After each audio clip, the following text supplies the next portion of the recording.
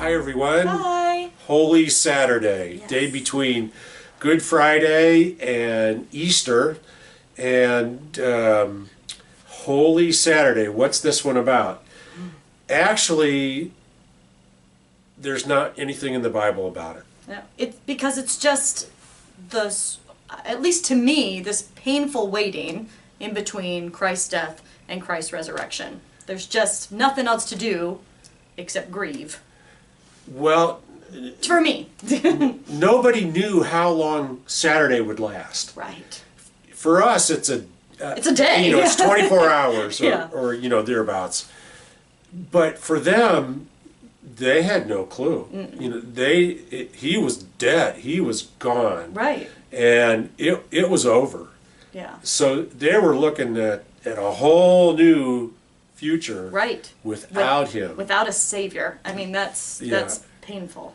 So there is a classic way that the church has thought about Holy Saturday, and it's capsulated in the Apostles' Creed, in the phrase, "He descended into hell." Mm-hmm. So I struggled with that. lots of people struggle Yeah. with that line in the Apostles' Creed, "He descended into hell." And a way to think about that is that he really died. Yeah. That Jesus was lifeless. That Jesus was a dead body. That he had no self-consciousness. Right. It wasn't just an appearance of death. It wasn't a magic trick or No. anything. It was real. He Yeah. really died. Now, death is a huge factor in our lives. We lose people to death. We lose people we love, and they die, and they're gone. And we do have to face the rest of our lives without them. We fear our own death. We fear our own death, but we also experience death before we die. Mm-hmm. We sometimes we're just not alive. We are just numb, and we can spend weeks and months and years just walking around, and the lights are on, but nobody's home. Mm-hmm. Other times in our lives, we go through terrible things, and we're in the valley of the shadow of death.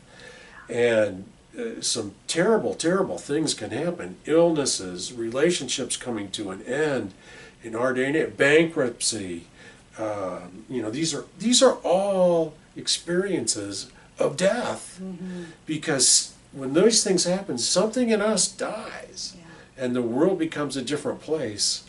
So, and then we will experience death at the end of our lives. Nobody gets out of this No. alive. No. So, he descended into hell. He really died. That means all these experiences, our experience of grief, our experiences of little death, and even our own experience of death means that we do not walk through that journey alone. Right. That Christ has gone before us, and Christ has experienced these things, and Christ provides the leadership for us when we are in the midst of death. That's why our faith can inform us through the words of the Apostle Paul, "O death, where is thy victory? O death, where is thy sting?" So here's the most powerful limit in our life that Jesus has experienced. And tomorrow we'll celebrate what happens next. So we'll see you then. Bye.